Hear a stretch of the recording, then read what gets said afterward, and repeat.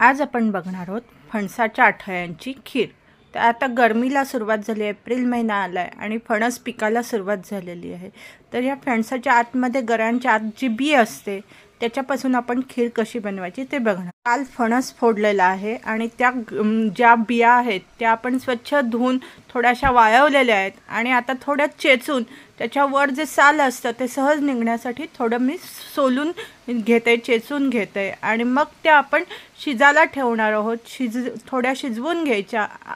या बिया थोड्या चेचलेल्या असल्या की लगेच त्याचं साल निघतं आणि मग त्याच आपण शिजवून त्यासाठी कुकरच्या भांड्यात आपण आठया ठेवल्यात आणि एक ग्लासभर पाणी घातलंय आणि त्याच्यावर झाकण ठेवून गॅसवर ठेवलेले आहेत। त्या अगदी 10-15 मिनिटात शिजून जात।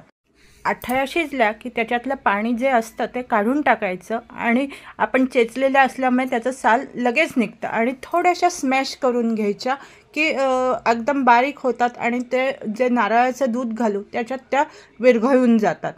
आता आपण नारळाचं दूध कसं काढायचं ते बघू। जर खरवडलेला नारळ होता तो मिक्सरमधनं काढून घेतला थोडं पाणी घालून आणि आता फडक्यात घालून त्याचं दूध काढत आहोत आपण।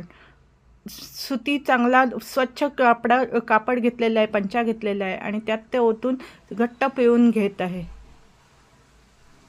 अशा प्रकारे नारळाचं दूध आपलं काढून झालेलं आहे आणि आठया देखील शिजवून झालेले आहेत।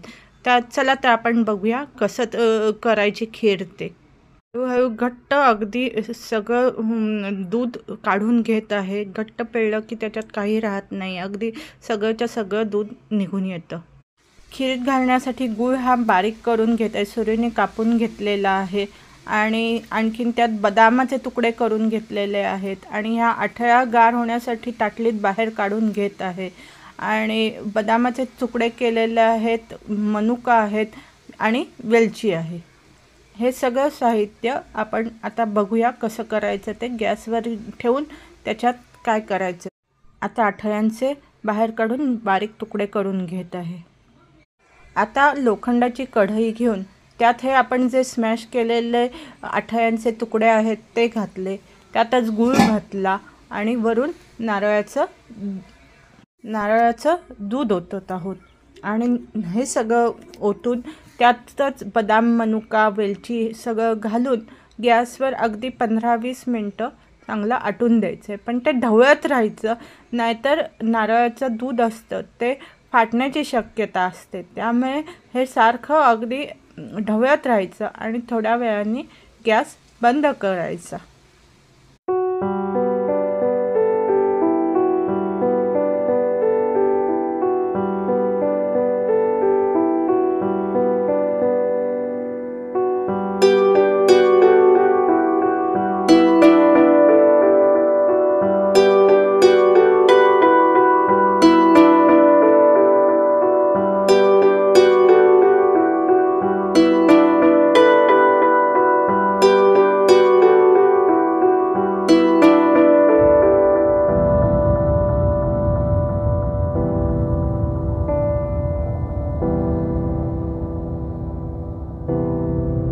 जर व्हिडिओ आवडला असेल तर लाईक करा, शेअर करा आणि सबस्क्राईब करा।